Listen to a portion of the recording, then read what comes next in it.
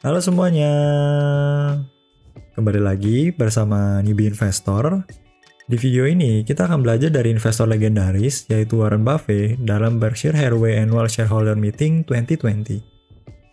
Annual meeting ini diadakan untuk menjabarkan performa Berkshire selama setahun kebelakang, apa saja yang dilakukan Berkshire dalam mengelola aset-asetnya, menjawab pertanyaan-pertanyaan dari shareholder, dan presentasi Buffett tentang apapun yang dia ingin utarakan. Biasanya, pihak Berkshire akan diwakili oleh Buffett dan partnernya yaitu Charlie Munger. Tapi kali ini bersama Greg Abbel Vice Chairman di Operation. Banyak banget hal mengejutkan dan insight-insight yang kita dapatkan dari meeting yang kurang lebih 5 jam bersama Buffett ini. Bagaimana Buffett mengakui kesalahan investasinya, apa 4 perusahaan yang dia jual oleh Buffett karena pandemi COVID, bagaimana sejarah singkat tentang Amerika, dari merdeka, mengelewati Great Depression, dan lain-lain. Penjelasan Mr. Market dalam analogi membeli sebuah kebun. Kenapa Berkshire bisa underperform dibanding S&P 500? Ini kurang lebih seperti LQ45-nya Indonesia ya. Dan kenapa Buffett menyarankan untuk beli index fund, kemudian tentang buyback saham, dan lainnya. Oh ya, sebelumnya kamu bisa banget untuk support channel ini dengan klik like dan subscribe ya. Terima kasih.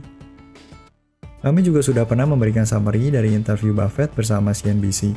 Konten interviewnya berdasarkan Berkshire Annual Shareholder Letter. Bagi yang belum menonton, bisa klik link di atas ya.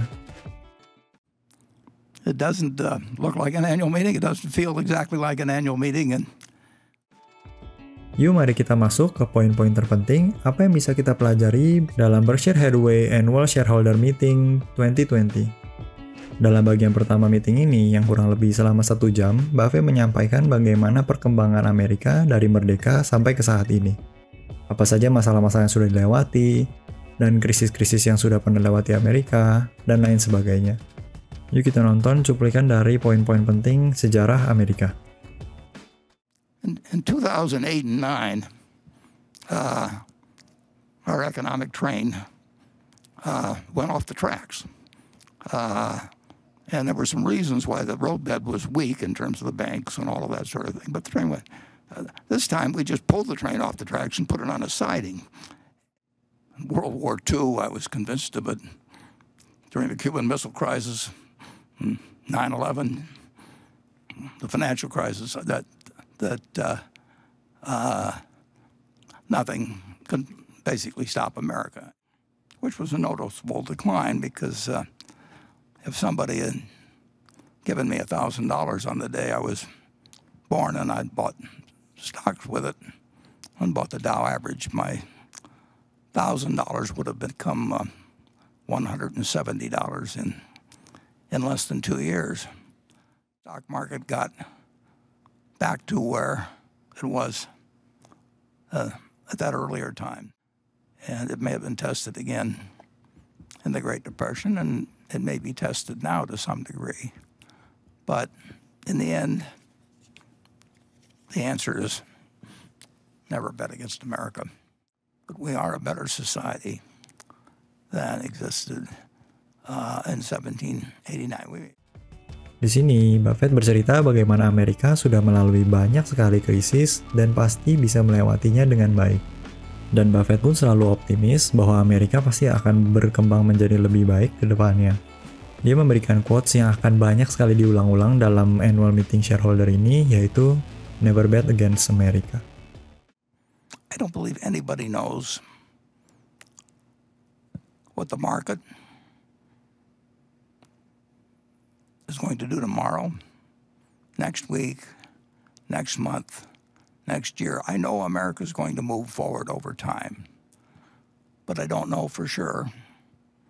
And we learned this on September 10th, 2001, and we learned it a few months ago in terms of the virus.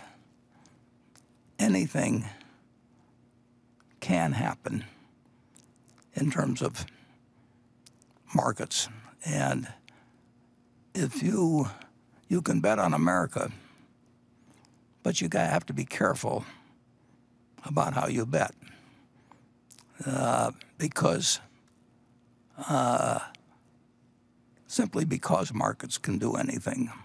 On October whatever it was, in 1987, October 11th, I believe, Monday, markets went down 22% in one day.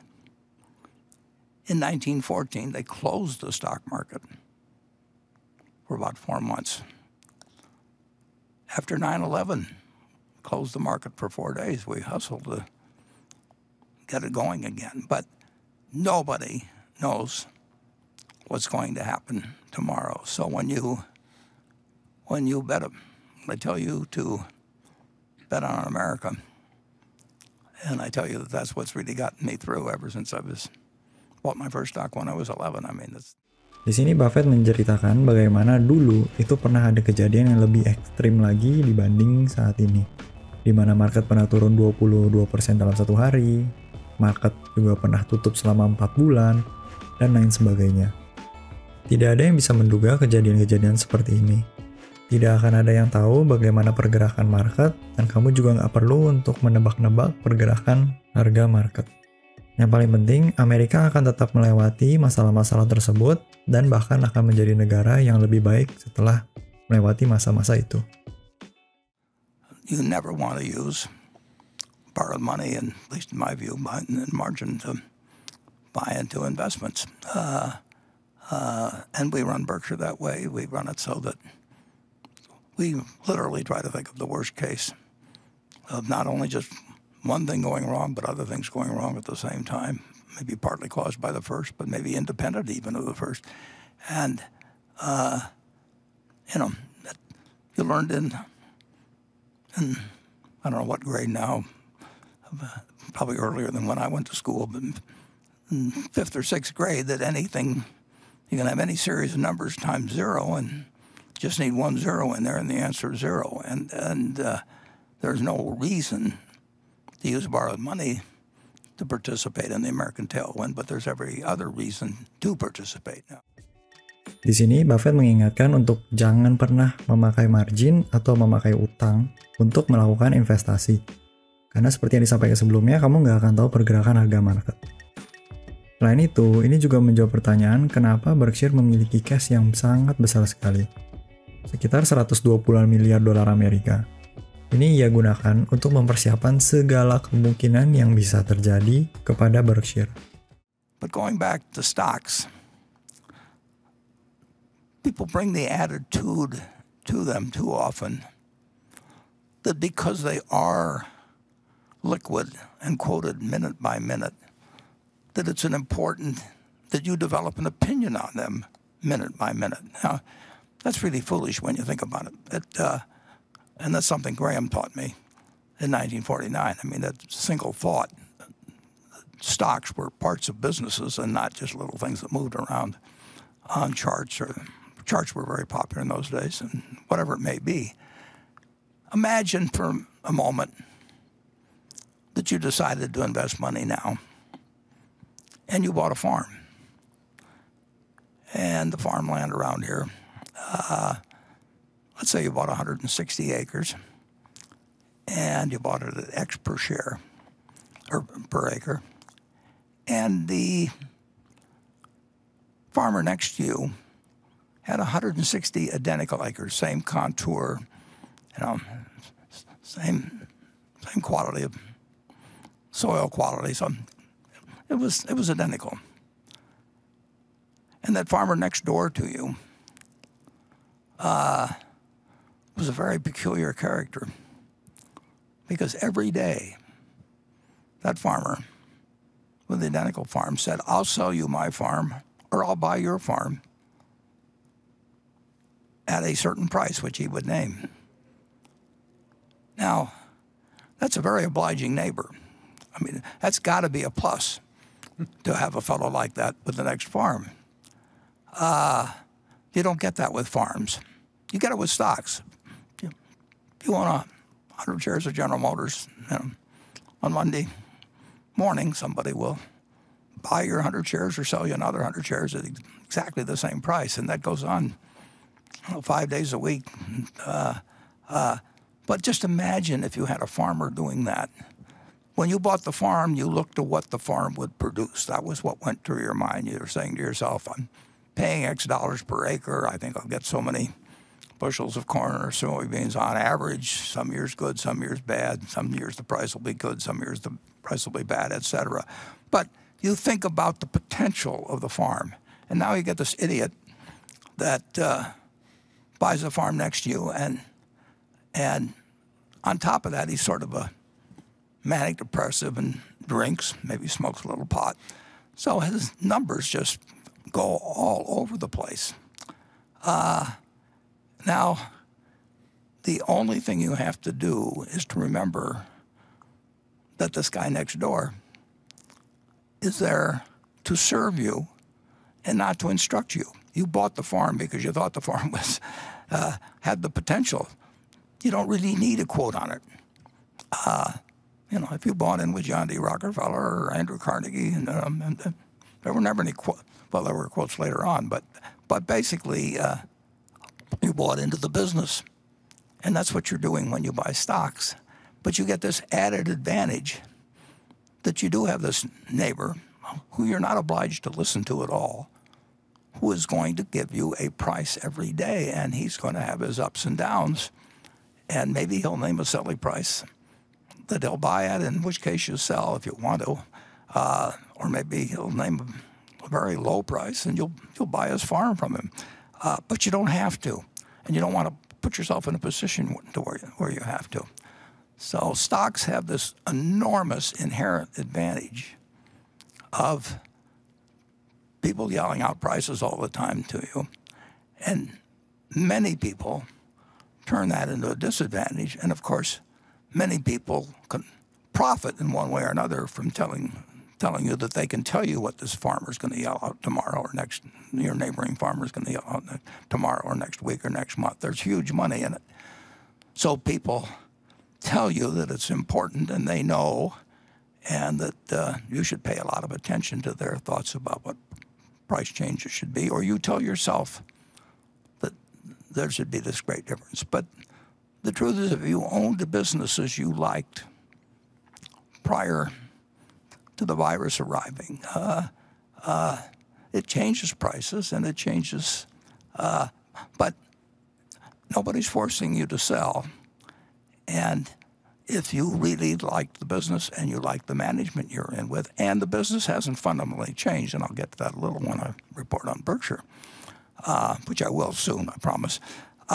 The stocks have an enormous advantage, and you still can bet on America, but you can't bet unless you're willing and have an outlook to independently decide that you want to own a cross-section of America, because I don't think most people are in a position to pick single stocks. A few maybe, but on balance, I think people are much better off buying a cross-section of America and just forgetting about it. If you really had a farm and you had this neighbor, and one day he offered you $2,000 an acre, and the next day he offers you $1,200 an acre, and maybe the day after that he offers you $800 an acre, are you really going to feel that at $2,000 an acre, when you had evaluated what the farm would produce, are you going to let this guy drive you into thinking I better sell because his number keeps coming in lower all the time? It's a very, very, very important matter to bring the right psychological approach to owning common stocks. But banyak sekali yang bisa kita pelajari dari cuplikan tersebut. Pertama, jangan melihat saham itu menit per menit, tapi kamu harus menganggapnya sebagai sebuah bisnis yang ada di belakang lembaran-lembaran saham tersebut. Ada juga tentang ada manic depresif dari Mr. Market. Ini adalah istilah yang akan kamu temui di buku Intelligent Investor karya Benjamin Graham, guru dari Buffett.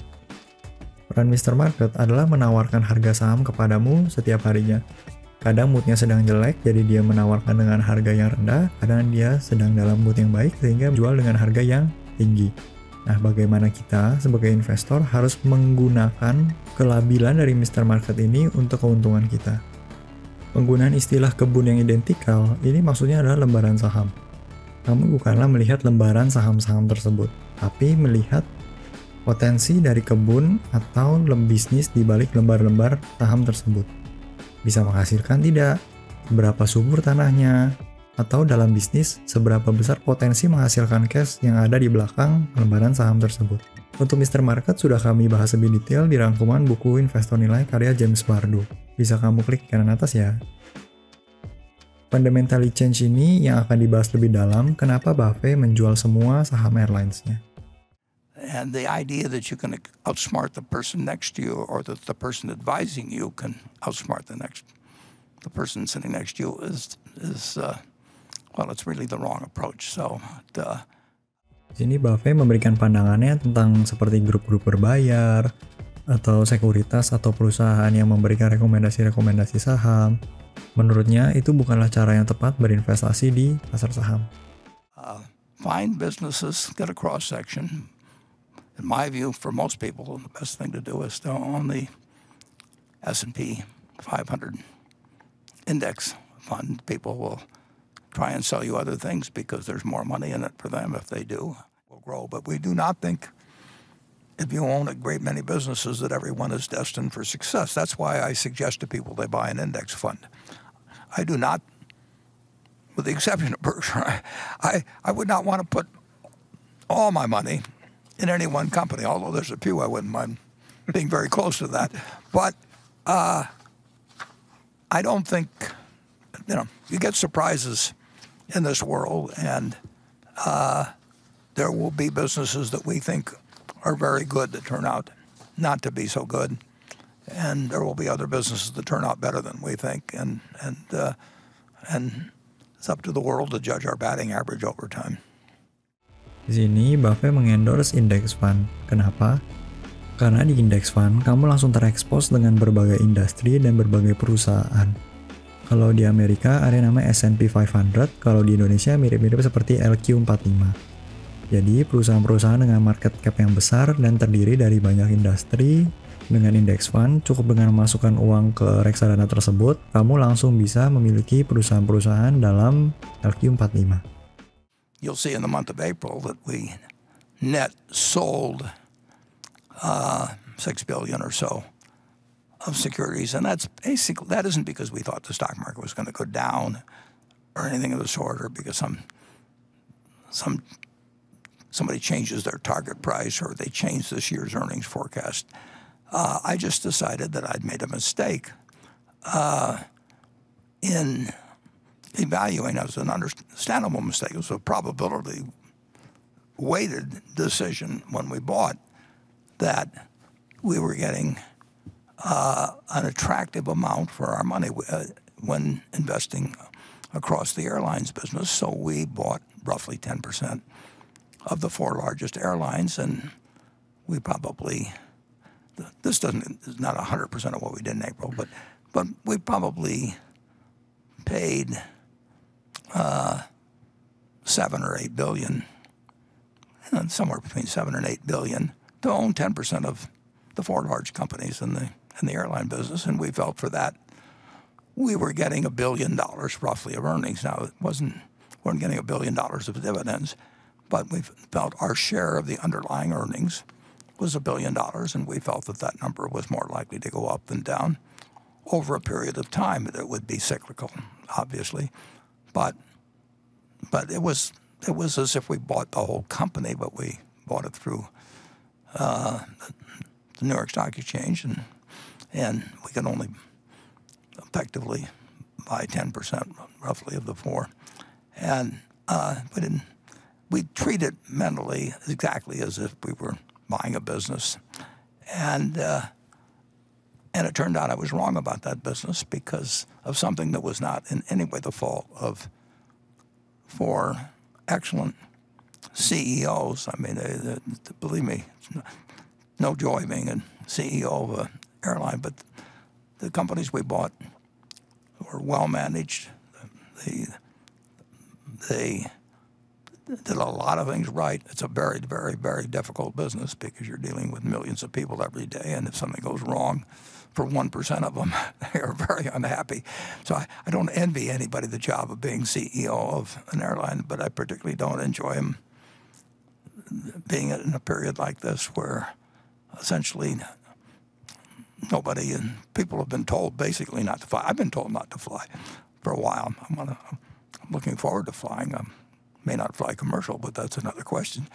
But the airline business, and I may be wrong, and I hope I'm wrong, but I think it changed in a very major way. Ini adalah berita yang cukup mengejutkan yang dikeluarkan oleh Buffett, di mana ia menjual semua saham airlines-nya yang terdiri dari 4 perusahaan airlines terbesar di Amerika tanpa sama sekali menyisakan posisi di airlines tersebut.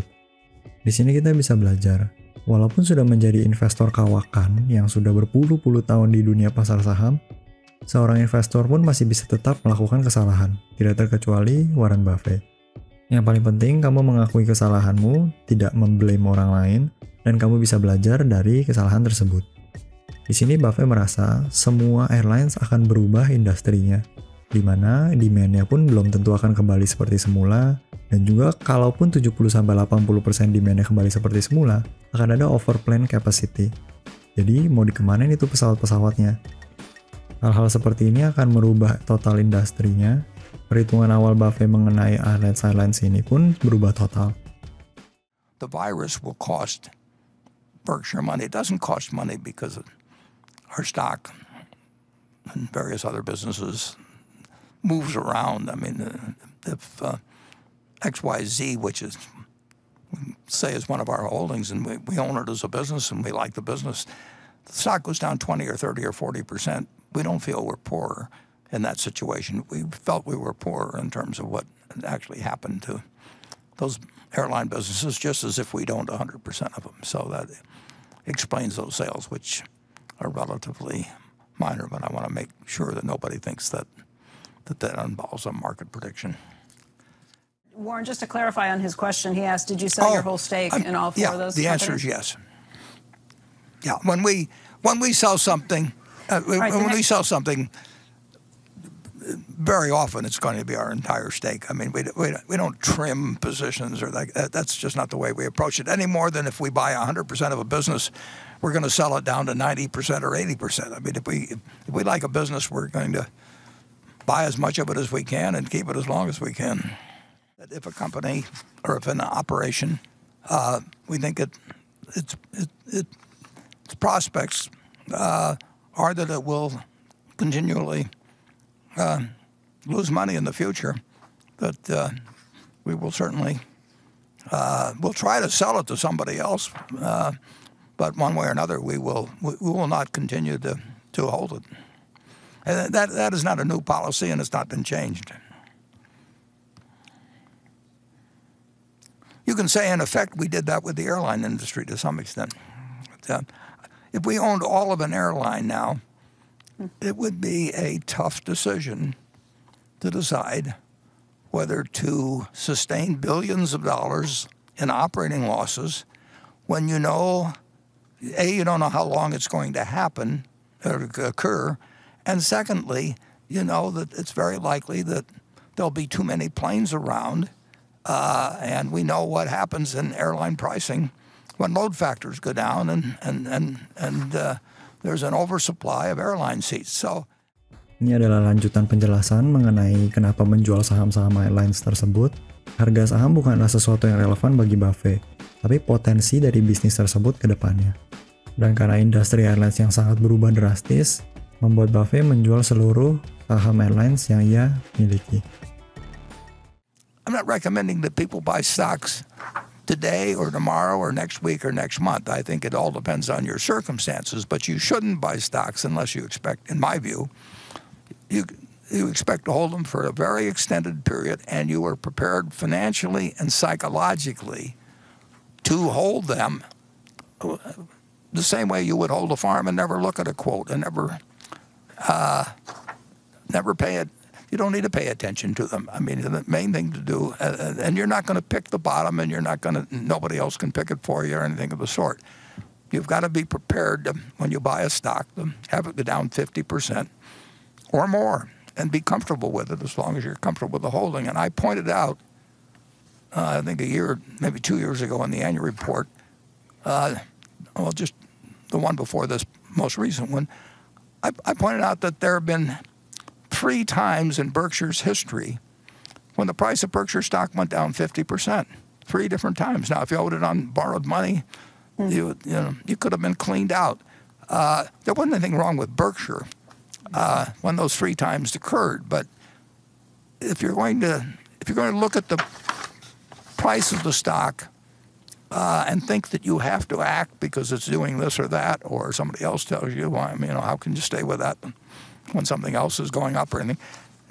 You've got to be in the right psychological position. And frankly, some people are not really careful. Some people are more subject to fear than others. Di klip ini, Buffett mengingatkan investasi saham bukanlah untuk semua orang. Di pasar saham, orientasi kamu haruslah jangka panjang. Buffett sering menyebut dirinya adalah investor per dekade atau 10 tahunan sekali. Kamu nggak perlu tuh ngeliatin saham per menit, per jam, per harian mungkin. Yang kamu perlu perhatikan adalah bagaimana performa bisnis yang ada di belakang saham-saham yang kamu miliki. Psikologis adalah hal yang sangat amat penting dalam berinvestasi di saham. Kamu harus mengambil segala keputusan berdasarkan keputusanmu sendiri, bukan karena rasa takut atau mendengar dari ajakan orang-orang lain. And he says, like many, I'm a proud Berkshire Hathaway shareholder. However, in comparing the performance of Berkshire with the S&P 500 over the last 5, 10, or 15 years, I've been disappointed in Berkshire's underperformance. Even year to date, Berkshire is trailing the S&P 500 by 8%. To what would you attribute Berkshire's underperformance? Well, I can't imagine ever selling my Berkshire stock. At some point, money is money. Well, I agree with everything that I forget his name, but said. I mean, the truth is that I recommend the S&P 500 to people, and I happen to believe that Berkshire is about as sound as any single investment can be in terms of earning reasonable returns over time. But I would not want to bet my life on whether we beat the S&P 500 over the next 10 years. I think I obviously think there's a reasonable chance of doing it, and we've had periods, I don't know how many out of the 50, 55 years we've been doing it, or I don't know how many we've beaten or not. I mentioned earlier that 1954 was my best year, but I was working absolutely with peanuts, unfortunately, and I think if you work with small sums of money, I think there is some chance of a few people that really do bring something to the game. But I think it's very, very hard for anybody to identify them. And I think that when they work with large funds, it gets tougher. And it's certainly gotten tougher for us with larger funds. And I would make no promise to anybody that we will do better than the S&P 500. But what I will promise them is that I've got 99% of my money in Berkshire, and most members of my family may not be quite that extreme, but they're close to it. And I do care about what happens to Berkshire over the long period, about as much as anybody could care about it. But caring doesn't guarantee results. It does guarantee attention. Di klip ini, Buffett menjelaskan kenapa Berkshire mengalami underperformance dibanding indeks di Amerika, yaitu S&P 500. Faktor-faktornya seperti size yang Berkshire sudah sangat besar, sehingga mengelola dananya pun tidak semudah mengelola perusahaan yang lebih kecil. Dan itu, Buffett juga tidak memiliki target untuk mengalahkan S&P 500. Tapi Buffett berani jamin, semua atensi dirinya dan tim-timnya adalah untuk kemaslahatan shareholder. Selain itu, Buffett juga memang menyarankan untuk menginvestasikan uang ke index fund. Given the unprecedented time of the economy and the debt level, could there be any risks and consequences of the U.S. government defaulting on its bonds? No. If you print bonds in your own currency, what happens to the currency is it can be a question, but you don't default. And the United States has been smart enough, and people have trusted us enough to issue its debt in its own currency. And Argentina is now having a problem because the debt isn't in their own currency, and lots of countries have had that problem, and lots of countries will have that problem in the future. It is very painful to owe money in somebody else's currency, but if I could issue a currency, Buffett bucks, and I had a printing press, and I could borrow money, and in that, I would never default. So